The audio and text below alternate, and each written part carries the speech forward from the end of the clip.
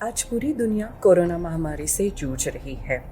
इसी दौरान इंटरनेट और कंप्यूटर का उपयोग हर घर में बढ़ चुका है, चाहे वो काम हो, मीटिंग हो या मामूली सामान खरीदारी। इंटरनेट उपयोग की ये वृद्धि अलग किस्म के खतरे और विविध धोखों को खुला न्योता है। पिछले कुछ दिनों में साइबर अटैक के कई नए मामले सामने आ रहे हैं और ये बढ़ते ही रहेंगे अगर हम सावधानी ना बरतें तो। नमस्कार, मेरा नाम अरवा है और आज हम बात करेंगे कि हम अपने आप और अपने प्रियजनों को इस नए संकटों से कैसे बचाएं। यह जानकारी हम तक पहुंचा रहे हैं cyber expert Adnan Patel, Melbourne, Australia से। रोजाना हजारों वेबसाइट कोविड के नाम से बन रही है। इन वेबसाइट्स का उपयोग स्पैम कैंपेन्स, फिशिंग और मालवेयर फैलाने में हो रहा है। रुझान ये दर्शाते हैं कि इस अटैक के निशाने पर अक्सर वृद्ध लोग होते हैं। ऐसी ठगी में अन्य लोगों के मुकाबले वृद्ध लोग बहुत पैसा गंवा चुके हैं। ठगी दौरान ईमेल, फोन, एसएमएस का प्रयोग किया जाता है। हम आईटी कंपनी से या बैंक से बात कर रहे हैं, ऐसी बातें करके तकनीकी खराबी को सही करने का झांसा देकर आपको फंसाया जाता है। कभी कभी रिमोट एक्सेस भी लिया जाता है। आपकी निजी जानकारी भरे या दे तो ही आप ये सेवा का उपयोग कर सकते हैं, ऐसा भी कहा जाता है। पैसों के स्वरूप में दान मांगना जैसे तरीकों का इस्तेमाल होता नजर आता है। इस महामारी के दौरान नए तरीके सामने आ रहे हैं, जैसे सरकार द्वारा कोविड निधि आपके खाते में जमा करवाएंगे। आपके इलाके से जुड़ी कोविड जानकारी के लिए नीचे दिए हुए लिंक पर क्लिक करें। कोविड की दवा यहाँ खरीदें। ठगने वाले हमारे ह्यूमन इमोशंस जैसे डर, दया और लालच का उपयोग अपने फायदे के लिए करते हैं। इसे सोशल इंजीनियरिंग कहा जाता है। आपके साथ हो रहा व्यवहार वाकई में असली है या नहीं, ये जानना जरूरी है। इसके कई तरीके हैं, लेकिन 3 सबसे महत्वपूर्ण चेतावनी के संकेत कुछ इस तरह से समझ ले।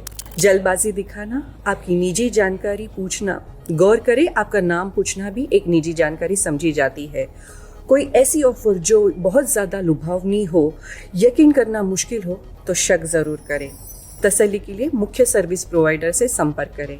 ऐसा माना जाता है कि इंसान साइबर सिक्योरिटी की सबसे कमज़ोर कड़ी है। अक्सर कहा गया है कि लोग साइबर सिक्योरिटी को बहुत ही साधारण बात समझ के नज़रअंदाज कर देते हैं।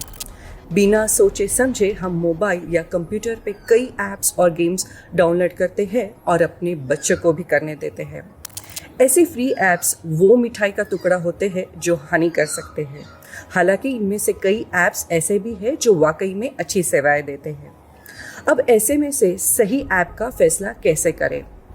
इंटरनेट पे थोड़ा रिसर्च करें।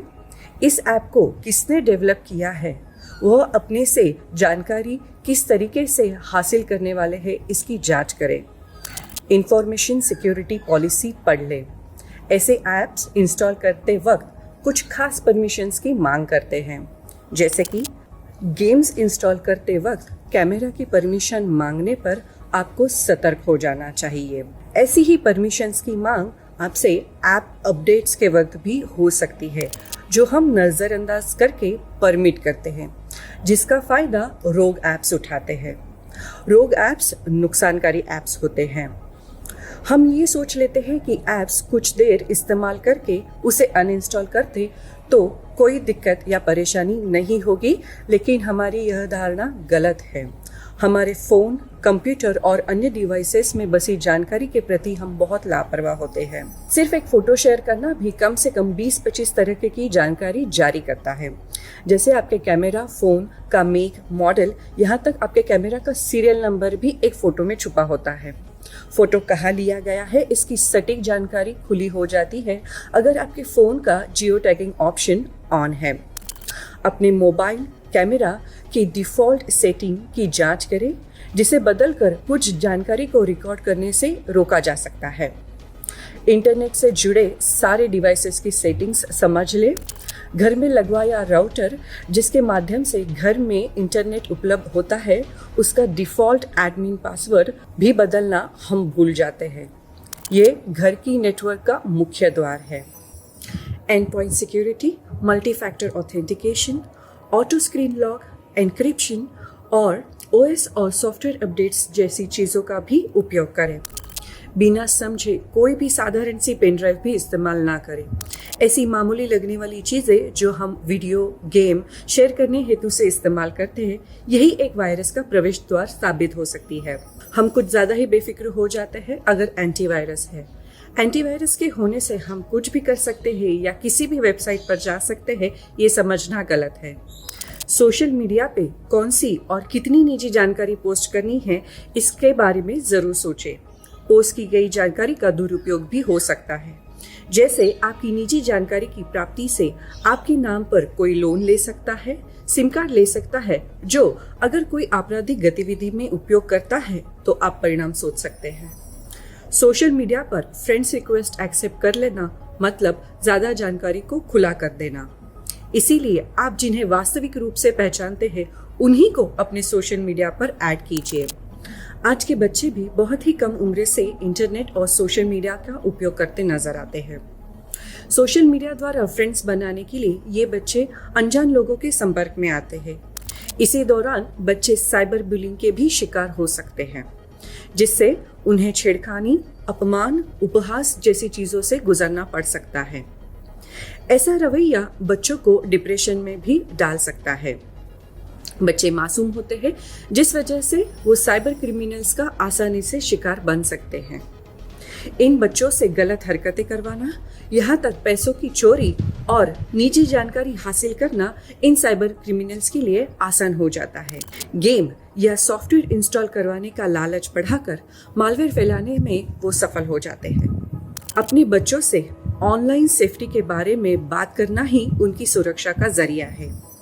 अपने बच्चों को ये जरूर सिखाएं कि निजी जानकारी क्या होती है, कौन सी जानकारी को हम शेयर कर सकते हैं, उनके डिवाइस की, खासकर सोशल मीडिया अकाउंट्स की प्राइवेसी सेटिंग्स बदलने में उनकी सहायता करें। बच्चों के मन में अगर कोई सवाल उठता है तो वो सबसे पहले गूगल को पूछते हैं, ना कि अपने माता पिता से। ऑनलाइन लर्निंग आज प्रचलित हो चुका है, जो उनके सामने अनावश्यक जानकारी ला सकता है। इंटरनेट ब्राउजर की सेफ सर्च सेटिंग्स बदलने पर जोर दें। अगर हो सके तो उनके लिए अलग डिवाइस रखें, जिसमें आप पेरेंटल कंट्रोल्स का उपयोग कर सकते हैं। अगर आप अपना खुद का फोन या कंप्यूटर बच्चों के साथ शेयर करते हैं या बच्चे उसका इस्तेमाल करते हैं, तो उनके लिए अलग कंप्यूटर प्रोफाइल बनाएं और सोशल मीडिया के लिए अलग लॉगिन अकाउंट्स रखें। बच्चे हो या माता पिता, फ्री गेम्स इंस्टॉल करते दिखाई देते हैं बिना उनके सोर्स जाने। आज के युग में कुछ भी मुफ्त नहीं है। ये जरूर आपसे कोई महत्वपूर्ण जानकारी हासिल करते हैं, जिसका परिणाम फाइनेंशियल फ्रॉड भी हो सकता है।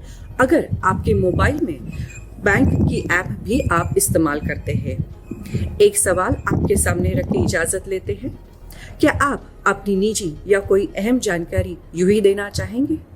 कसर रह गई हमारी कोशिशों में, कसक रह गई कि देश जितना बेहतर, जितना महान हो सकता था, हो नहीं पाया। और एक कसम रह गई कि देश का जो कर्ज है उसे थोड़ा बहुत तो उतारना है। भावुकता का लबादा ओढ़कर बोलता तो यूं बोलता, लेकिन बात सीधी है तो सच्चे ढंग से आप तक कही जानी है। लल्लन टॉप लेकर आया है एक नया प्लेटफॉर्म, तेरा तुझको अर्पण।